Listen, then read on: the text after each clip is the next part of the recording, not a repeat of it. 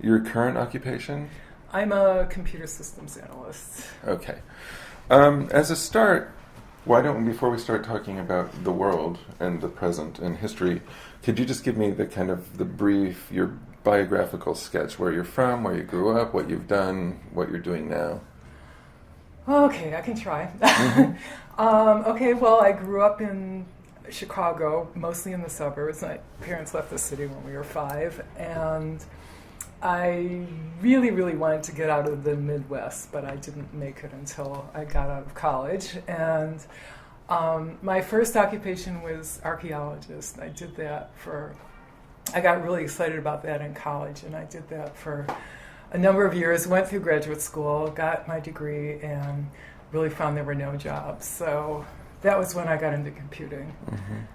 And pretty much that's been my occupation for a few decades. I did teach for 2 years. I was in Teach for America in 1990. I was in their first class. Where did they send you? I taught in the South Bronx Uh-huh. for 2 years. And other than that, I've pretty much been doing computing for the last umpteen years, most in higher nonprofit and higher education. Mm-hmm. And currently you're affiliated with NYU? NYU, okay. right.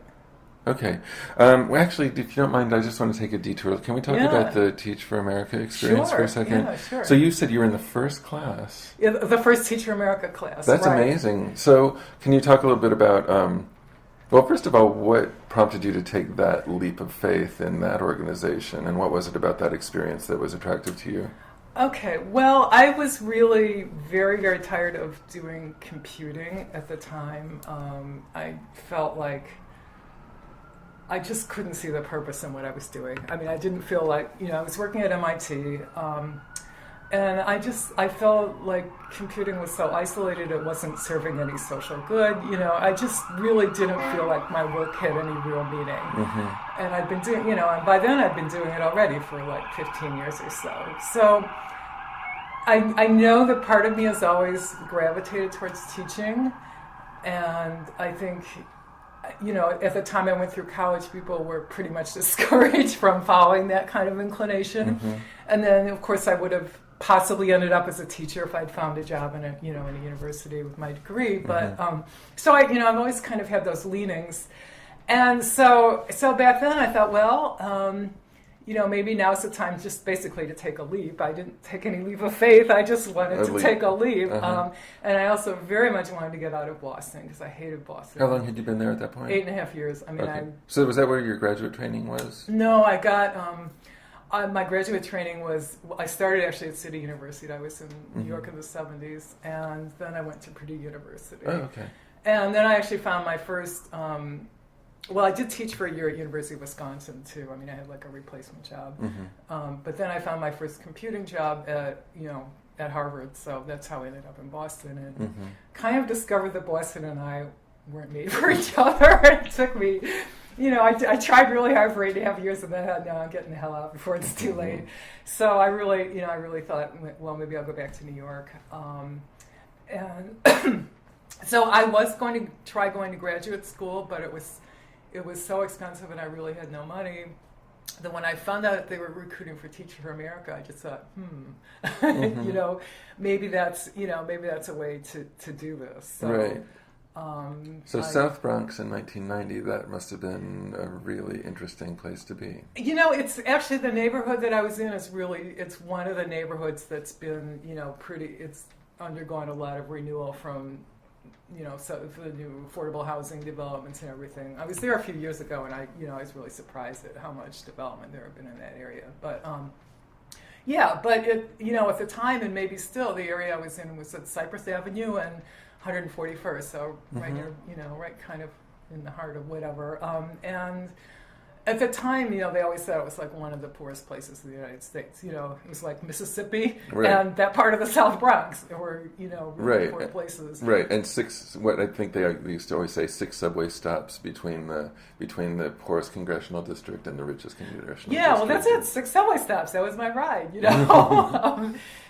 so it was kind of like going to Vietnam, really. I mean, it was just, this very, very, very tough environment.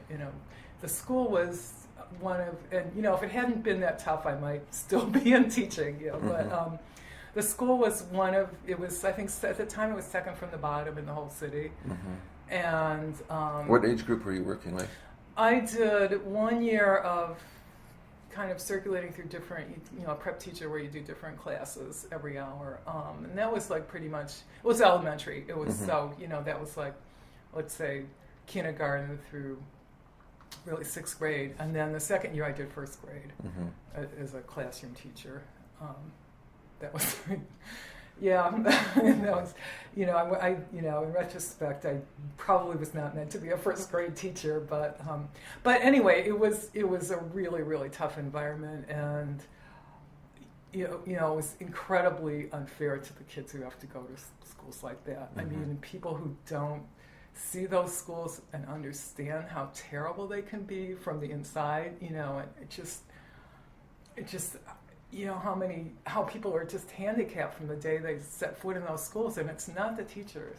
There are a lot of really wonderful, dedicated teachers there, but there were no resources, and there wasn't, there was a fairly incompetent principal, and just the whole atmosphere of the school was just, it was just dragging people down who were already being dragged down. It was. It was heartbreaking. It really was. Yeah. So now I know that more recently, so that's almost 20 years ago now. Yeah. More recently, I know you've been involved in various kinds of areas of kind of social concern or social activism. Is that a through line that extends backward in time even before the Teach for America? Or how would you describe that kind of dimension of your life? Well, one time I also wanted to be a social worker. So, I've always had leanings in that direction too. And I'm not sure where they come from, except that growing up in the suburbs of Chicago, it was this extremely classist environment where every class looked down on the one below it. And of course, as someone who wasn't in the top class, I really... even though I was middle class, I really experienced what it was like to be, totally looked down on. What did your parents do when you were growing up? My mother was a housewife. She never worked since, she worked before she had kids as a teacher, and didn't enjoy it, but of course it was one of the few things that people could do, that women could do. And my father was a safety engineer. He worked for Con Edison, so kind of a middle management, I guess. Technical middle management type stuff. So anyway, where were we? So I think, if I think about it, I know that's one of the threads that I just, very early experienced what it was like to experience, people looking down on you and those kind of barriers. And also, I think, I don't know. I honestly think I was born with some of this stuff. I mean, it didn't fit my family. My family was totally unconcerned about society. So I don't I didn't fit in my family. I didn't fit in my family really well. I remember like being there were like 2 kids in my 6th grade class. We had like fake elections, who Nixon or Kennedy. And I was, there were 2 kids who worked for Kennedy, and I was like one of them. I don't know why. I just, I really don't. It's just, Your parents voted for Nixon in that election? Oh, everyone in that area. That was like such a solid Republican area. It was, So I don't know. I mean, it's like, partly I've just, I've always felt like an outsider, so I've always kind of wondered about other people who were outsiders and felt like, maybe there was something you could do for them. Or, well, so let's jump ahead now to more recent history. Yeah. I mean, when talking to all different kinds of people around the country, when I use the phrase "our current moment," it seems to resonate in a powerful way with most people, although there's no consensus about what's important about it or what it means to people. But so I'll let you define it, whatever that means to you. When I talk about our current moment and what it's like to live through it, I mean, what are the things that occur to you? And if you'd asked me a year ago, I probably would have had if you'd asked me when during the inauguration, the evolution is something that's really important and interesting to me. So why don't we talk about it in that way? Kind of talk about the stages you've gone through. Going through, I mean, the inauguration I think was just one of the landmark moments of my life, and a lot of people, and I didn't even get, I didn't get to be in Washington or experience anything, but it just, it was this incredible sense that after being held prisoner by Bush for 8 years, that change was finally possible and that things were, really going to move in a good direction. Were you, through the primary season, were you working for either of the candidates? Or? I didn't, because I was back in grad school. I actually have just finished a master's in teaching English as a second language, which is it's going to be my last attempt to be a teacher. Wow. I'm gonna, I hope to do it part-time when I retire, but that's not exactly imminent. But anyway. So anyway, I spent 6 years going through this program and teaching English as a second language, and working. So unfortunately, I was practice teaching during the fall. Otherwise, I would have been out there. I mean, it killed me, but I just couldn't split myself. And been out there for who at that point? For Obama. For Obama, okay. I mean, I was early for Obama mainly because of his war stance. I thought Hillary was a hawk, and I didn't, and I honestly felt, if there's things to feel hopeful about what happened, by the end, I was really proud of Hillary too, and I felt, that she really had made, a really good showing, but I wasn't going to vote for her because I also felt she'd lost health care, and the war was a really important thing to me, so that was really the main reason okay. why I would have shifted towards him. So just narrate for me, kind of, I guess those months right around the election, maybe from the late summer, kind of through the election, and then maybe through Inauguration Day, your sense of Obama, your sense of potential for the country, just how it was feeling to you back in those months. Well, it was like, that big wave down in Hawaii. It was like, oh, we've never seen a wave this big in quite a while, and I always remember this interview that I heard probably on TV, where this woman was describing their first, when they first saw Martin Luther King, down in the South, speaking at some church down in Atlanta, and she turned to her friend, she said, "The Lord has sent us a leader at last," and I really felt like that Obama, like at last we're going to have a leader. He seemed to have all the ingredients, and maybe he still does, but I'm not, I'm really feeling pretty unhappy at the moment. Okay, we'll get to the unhappiness. Yeah, okay. I'm just having to put the brakes on a little bit. Yeah, I know. Let's linger in the euphoria for a minute. Yeah, okay. Where were you? Right. Where were you on Inauguration Day, and what do you remember I was about at that day? NYU, and I went to watch it in a big theater there where they had a big screen set up, and so I saw the 20-foot high version of Obama getting inaugurated, and like everyone, I felt like everyone there had tears in their eyes, especially the older people, and I guess I'd have to count, baby boom and beyond, because we just, I felt like we're the ones who really knew what it was like before for things to be different, and we've been, and we waited so long, and then, of course, you turn around, you see, this is NYU, a few black faces in the audience, and, I just thought, man, here I am just practically exploding with emotion, and what's it like for them? They must be, how can you get even more emotional? And yet they had to be, because it was just such an incredible, moment. Anyway, so that was like, it was just, it's nice to remember it, because it was, it's like you always have those moments, even when things crumble afterwards, you always have the good moments, so really that was one of them. That was like a lifetime good moment. Yeah, I felt that way too. So the crumbling. Yeah. What's your sense? I suspect there are different layers to this, but to what extent is it a kind of coming to terms with what this country seems or doesn't seem to be capable of?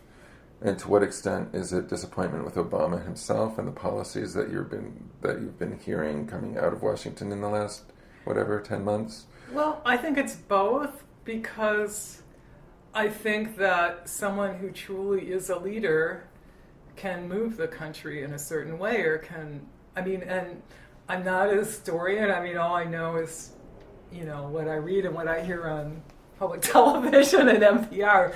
But I just, I don't think people are going to move without us, someone taking a stance.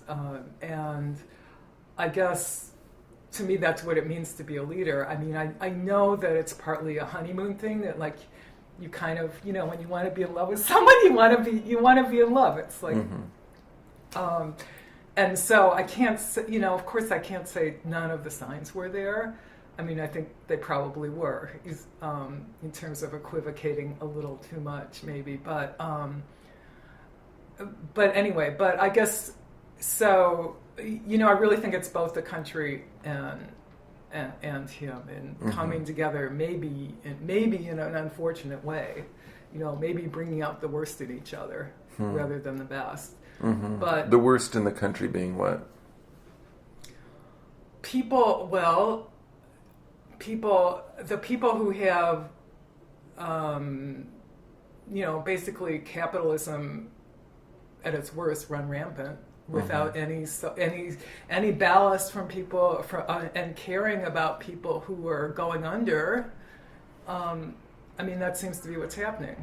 And it's like Katrina writ large, it's like this big hurricane is overtaking us, and it's like, oh, bye, sorry, you're drowning. Right, turning the channel now. Yeah, right. Yeah, no, I've had that sense too. In fact, Bonnie and I were talking about how you can read in the paper, you can see the unemployment figures, but if you kind of look around, it's not always easy to see that we're a country in crisis. Right. And there's something almost creepy about that. People, I know, it is creepy, yeah. In some ways, people always look more, in these days people look more prosperous than they are, because so many goods are cheap because of the global, of the global trade, that it's like, it's hard to see how bad people are hurting. Yeah. Well, there are a couple different things I want to ask you about. I guess one, let's see if I can put these in the right order. Well, let's kind of parse out this moment a little bit. Yeah, okay. To what extent is, when you talk about your kind of sense of decline from the high moment of Inauguration Day, tell me about how much of that is a story of the economic collapse, how much of that is a story of Afghanistan, and especially the most recent kind of chapter in that story, how much of it is a post 9/11 kind of longer term sense of where the country is. How do you think about the things that are hard for you, or the things that are disappointing as a citizen? How would you elaborate on the components of that feeling? Well, starting with the most recent, I think Afghanistan is a horror show, and it's really I really feel like that's gonna put us under, if anything does, on top of everything else. So we have Afghanistan. I can't understand just completely draining the country without any concern for money or lives, when there's so much need here, and there's so little need to, as I see it, to pursue 100 Al-Qaeda members, and an area where no one has ever been successful or made a meaningful difference in that way. So there's that. There's the economy. Economics is probably my weakest area of anything, my weakest intellectual area. So I don't really understand economics. So I was like perfectly happy to buy the bank bailout, but I didn't realize that things were going to stop there, and that there was, going to be no real sense of change, that people were just going to continue to lose their houses. That's, to me, I think that's the most shocking thing, is when you see those, even though we don't see people losing their homes, when you see those figures of millions of people losing their homes, why can't someone help them? I just, it doesn't make sense to me that much incredible misery could be generated when, and then people could just stand by and say, oh, too bad, while they bail out the banks. I mean, it just doesn't make any sense at all to me. So I think seeing that, and then healthcare, excuse me, I don't see where he's taken much of a stand on healthcare, and obviously it's something really complicated and, to pull off at this point. But to go spend this money on war and then to say, oh no, we have to make healthcare pay for itself in a very short-term way, not in a long-term way, not, really weighing the true benefits, which could be, incredible from a financial point of view, not to mention human welfare, not to weigh those, but just to take that really little bitty short-term view of, oh, it's going to cost this much. I mean, I don't get it. It's just shot. That's what makes me feel despair, is all Right. these things happening at once. Mm-hmm. Are you basically pessimistic at this point, or basically optimistic? No, I'm not optimistic. I want to be. And I'm usually an optimist. I mean, I'm a fairly optimistic person, but I think partly because as I get older, I don't want to sound like a geezer, but it's just, I have more and more a sense of, well, how much change am I going to see in my lifetime? I mean, how much change have you seen in your lifetime? A very long way. A lot and a little. I mean, because I'm from the first, when I went to college, I mean, I grew up in the pre-feminist era when there were no jobs for women. I want to get a beat on your household a little bit. Your parents, where were they from? They were from the city, from Chicago. So Okay. they both grew up in Chicago. And what about their parents? My father's parents were from Russia. They were immigrants. And my mother's parents, they were born in the States. Her grandparents on one side were from Ireland, and on the other side, one of her grandparents was from Ireland. So, like 1 and 2 and 3 generations back, immigrants. So in the household you grew up in, was ethnic identity salient, not salient, important? It was toxic. Well, because my father was Jewish and he didn't admit it, which is how I ended up at TUJ as an aside. It was, ethnic identity was... It was everywhere but nowhere kind of thing. Yeah. It was, always a subtext and never a text. It was just, and I think... So maybe that's where that kind of affiliation with the outsider Oh, comes partly. from. Oh, yeah, definitely. Yeah. And, and being from a quote-unquote mixed marriage when not so many people did those things and, people didn't talk about it, it was like... in a very, very heavily Protestant area. It was just, that's part of where it came from, too. Okay, so from that household in the 50s and 60s, I mean, you said a lot of change and no change. What are the things that you see kind of across the span of your lifetime? Well, I think the change, there has been incredible change for women, but not nearly enough. I mean, so what I was saying is that I did, really come of age in a totally pre-feminist era when, women were housewives. I was raised to think that the only career I was going to have was marriage, or I could be a teacher, or I could be a nurse, or I could be a secretary. And because I was kind of always interested in foreign countries, so maybe I could work as a guide at the United Nations. That's really, I grew up with that being my only sense of anything I could ever do. And then right at I went to college in 1967, and that was right at a moment when, the Midwest, I think, was probably a few years behind the rest of the country. But that was really the moment when, things were shifting so fast. So, and where... Oh, Purdue. I went to the University of Michigan. Oh, Michigan. So, okay. Yeah. So was that period of the late 60s, was that a kind of political awakening for you, or? It was certainly the start of a political awakening. Well, really, really Bobby, I was very, very into Bobby Kennedy, and I think that when he died, I think I was never felt as political until the Iraq War came and Bush came along.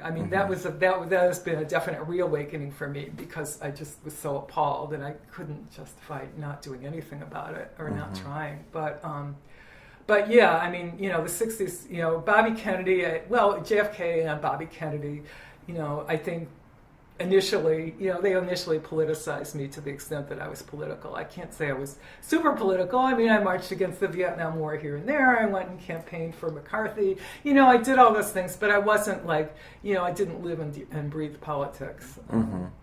So, yeah, anyway, so I think for me, the feminism thing is like the huge change.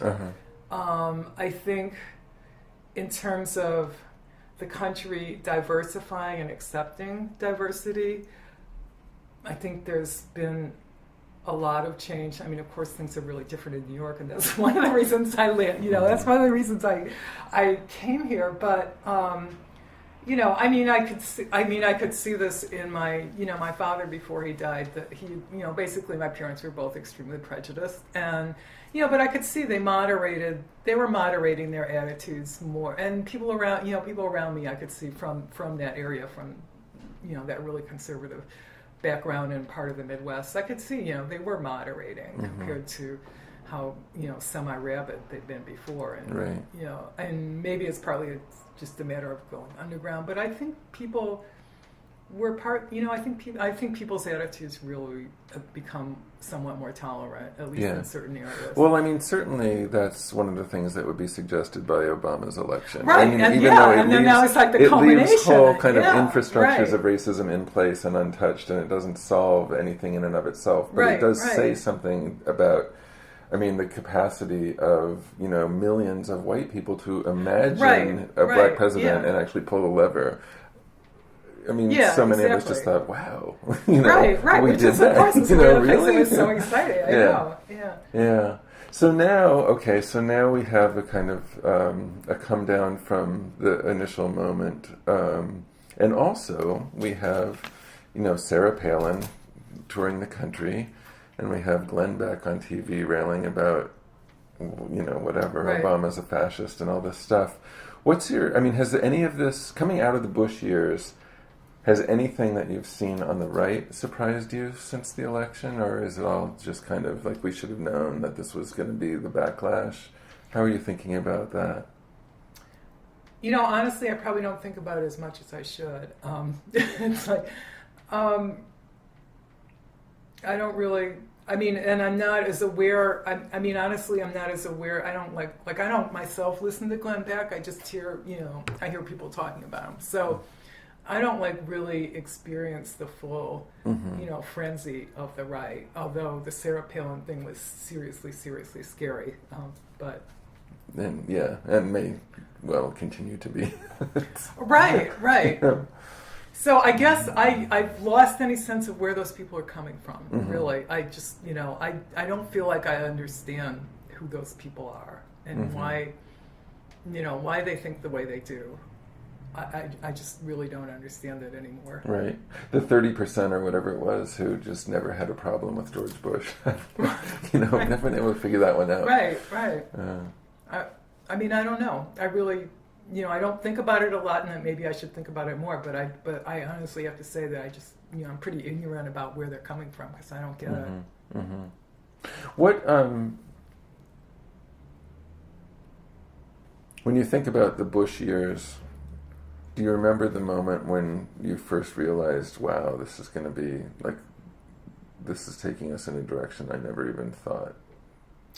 Well. Or does it just start with the 2000 election? I think, I do remember campaigning for Gore, or, doing a door-to-door thing. And I remember saying, and see, I've puzzled over this because I feel like I've lost something significant in my memory of that time. I remember thinking, talking to this woman in Pennsylvania and saying, it's like, we're going to lose our democracy if Bush is president. And I don't know why I said that. There were reasons. There were things going on that were very clear to me at the time. But I don't remember specifically what those specifics were that prompted me to say that. But I just, truthfully, I'll never vote for a Republican for president. So, but, it's just, I felt like it was just, totally alarming from the first moment, even though I don't remember the specifics. What was that experience like? Did you work? Okay, so you It was just campaigned- like some weekends going Just on going down talking and to people in the knocking on Pennsylvania doors. suburbs. Mhm. Did you do that again in 2004? I did, yeah. It was like, well, most people were pretty much decided and they kind of avoid you. So this woman I'm thinking of was really one of the few who'd stopped to talk, and she said, my husband is telling me to vote for Bush, but I don't know. But I always do what my husband tells me. So I was like, come outside, we'll talk about it. And I have no idea if I changed her mind, but it was like the only, really, in that whole experience of trying to talk to people door to door, it was like, I don't think you really changed minds. You just kind of cheerlead some people who might be undecided, and other than that, most people have already made up their minds by the time you hit their doorstep. But maybe a few haven't. So, I mean, I think that area did go Democrat. So, and when you were doing that, you were dealing with the Democratic Party, or specifically it was the, some the group that organized little buses to and go just out kind of of the took city. you there and told you where to go. And then they okay. organized it. Yeah, I think there might have been a union behind it somewhere, but yeah. So anyway, so I just remember just being totally unnerved by the thought of Bush being president from the very beginning. I mean, I guess I was too, but I think I never dreamed how bad it could become. Well, who would dream? who would dream that you could get 9/11 and Katrina and everything in between? And Guantanamo, yeah. I mean, just right. unbelievable. I mean, it's just. I feel like so I do wonder how much change am I going to see in my lifetime? How can we ever recover from how low we got when Bush, under Bush, and is Obama setting us on the direction of recovery? Well, not if he goes into Afghanistan. I don't think so. So. I don't, I guess that's my concern, is like, we're not undoing. We have so much to undo, and we're not even beginning to undo it, not aside from the things that need doing and not undoing first. It's right. Like, I don't see it. On the economic front, has the current crisis, or whatever we're going to call it, has it affected your work environment at NYU? I mean, do you see signs of it institutionally? Well, institutionally, yeah. I mean, they're really crunching down on. I mean, not that they haven't always crunched on administrators, but salaries are frozen. They're not hiring. I feel. Personally, I'm very lucky because I actually got a better job this year. So I'm doing better than ever, which is not to say I'm doing really good, but I'm doing, I'm really have been really, really lucky. But working at NYU, it's just, but on the, in the long term, we're all, people are hurting even when they're working, even when, you're in a pretty padded situation like I am compared to a lot of people. I mean, I'm still losing my retirement savings. I'm still going to be poor when I retire. It's like, hello. So it's, I can't, again, I can't say, there's degrees of luck and there's, right. degrees of feeling fortunate. But, from a systemic point of view, I'm not sure, things could be a lot better. Has your own kind of sense of the system and your critique of it, is that something that's undergone change through all of this, or are you just feeling like you're seeing more of something that you always knew? I really wanted to be optimistic for a really long time. I mean, I still want to be optimistic. I think it's just this pessimism is really new to me. It's just.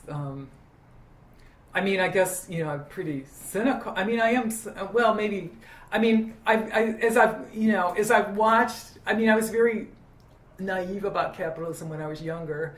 And I feel like we've just seen its excesses so strongly in the last few years that it's just,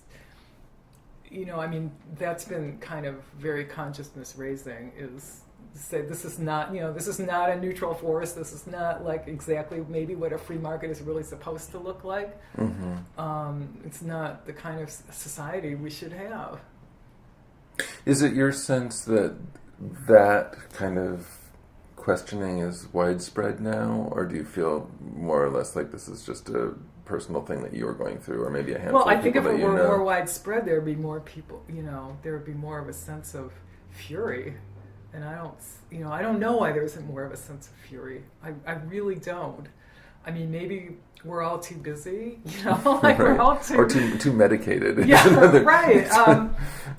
I don't know, but no, how could it... I mean, of course I have friends, I have friends all, or, we all pretty much think alike, but yet how widespread can it be when people are just going along with it?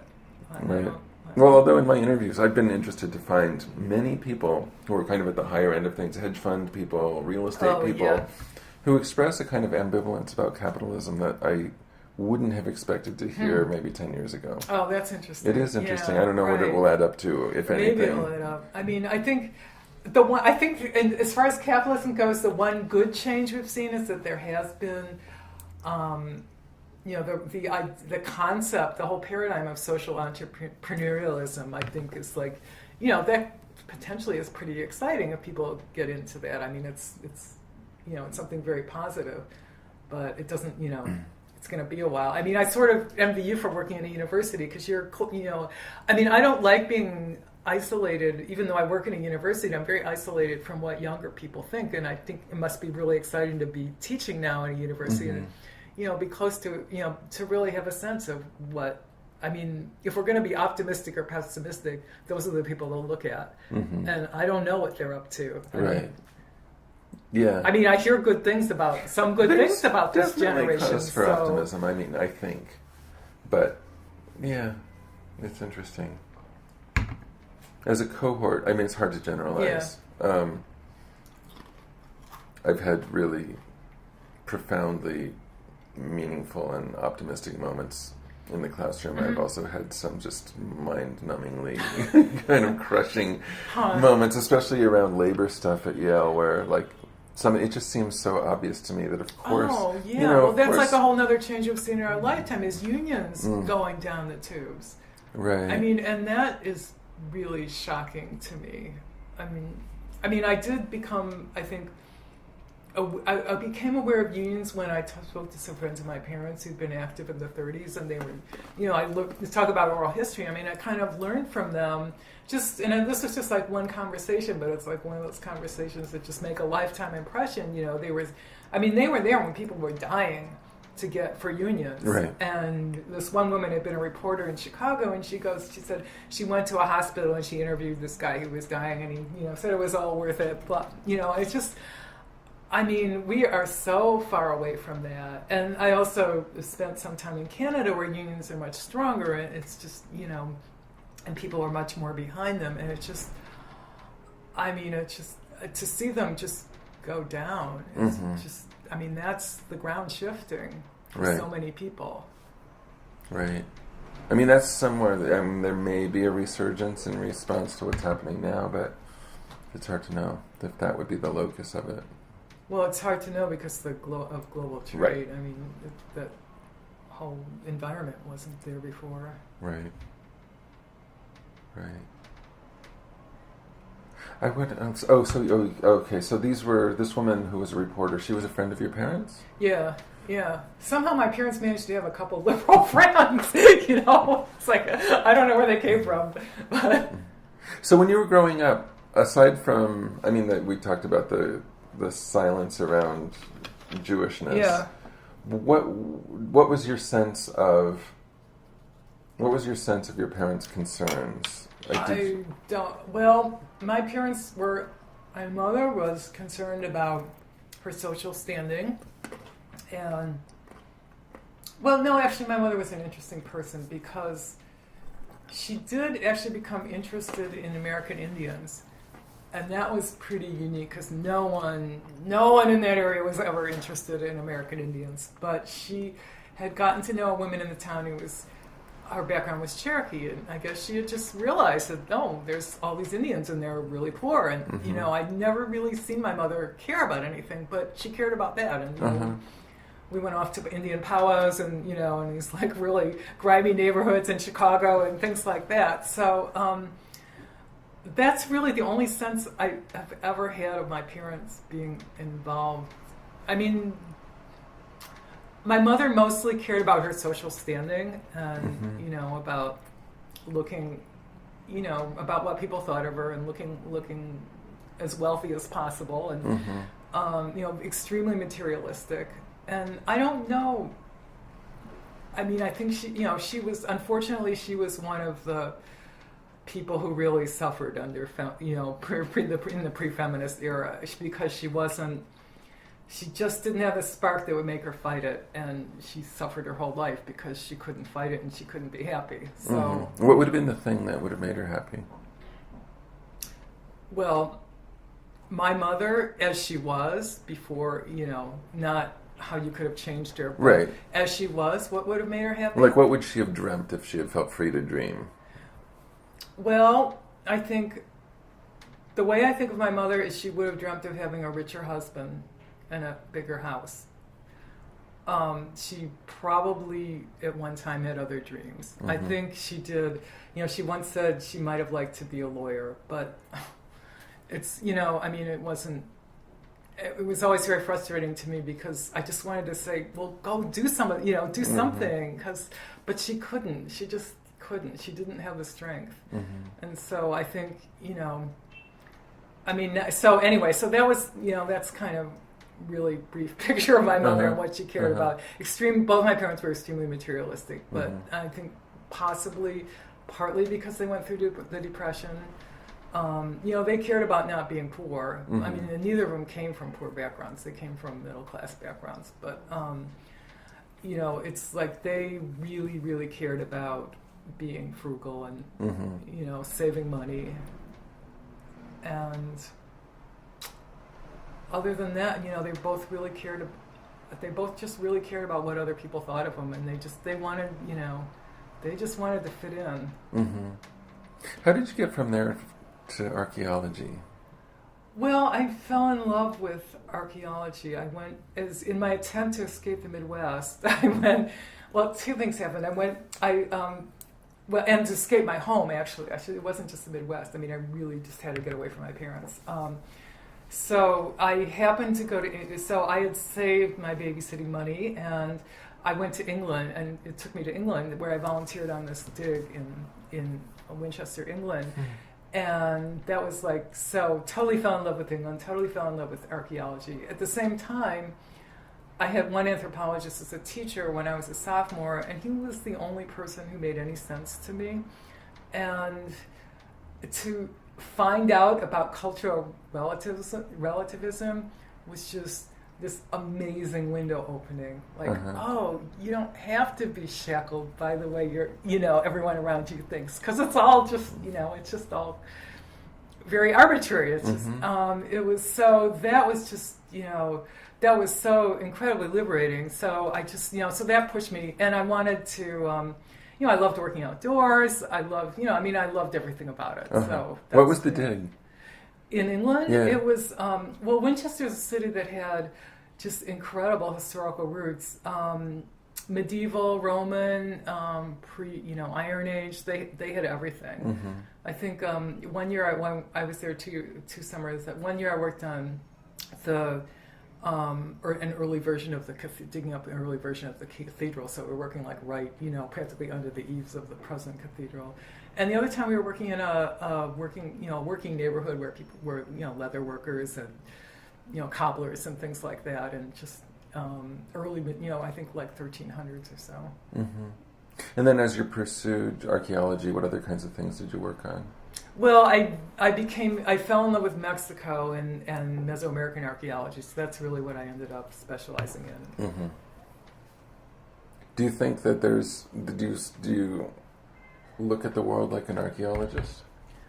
Well, I think I look at the world partly like an anthropologist, and I think probably that's I was geared that way in the first place, and that's another thing that pushed me towards it. I mean, but all my training was to think in systemic terms, and that always made sense to me. So and I don't even think they train anthropologists and archaeologists that way anymore, but that was like big, when I was doing it. And so, that's what I've always done. That's why computing, even though it's not exactly a passion, it's why it's very natural to me, because you're working with systems. And oh, that's interesting. It was it's like, they're very structural, and you have a sense of how one thing affects another, and, how it all goes together. Mm-hmm. That's not at all obvious from the outside. No, it's not. Right, yeah. That's really interesting. Well, is there anything that you feel like we should have talked about that we haven't? Well, without really having a sense of what... Yeah, well, what kinds of things are... I don't know what your sense of what is really valuable is. So no, I'm just, I rely on you to tell me if there's something you think that we should have talked about. No, I don't think so.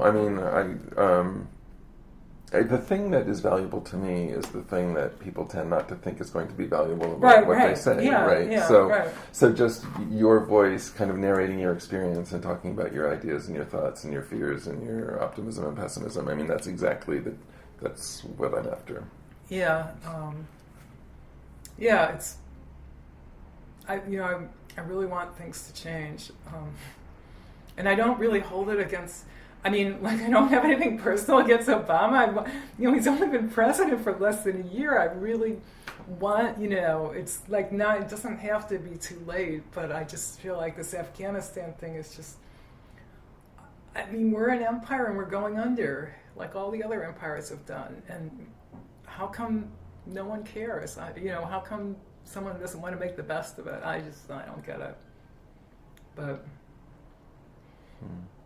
But I think, what I keep remembering about Obama is one of the things that really solidified my sense of, I feel really, really good about voting for this person and not for Hillary, was Bill Moyer's interview with a husband and wife team who were, the wife was for Hillary and he was for Obama, and they were, but they were very civil towards each other.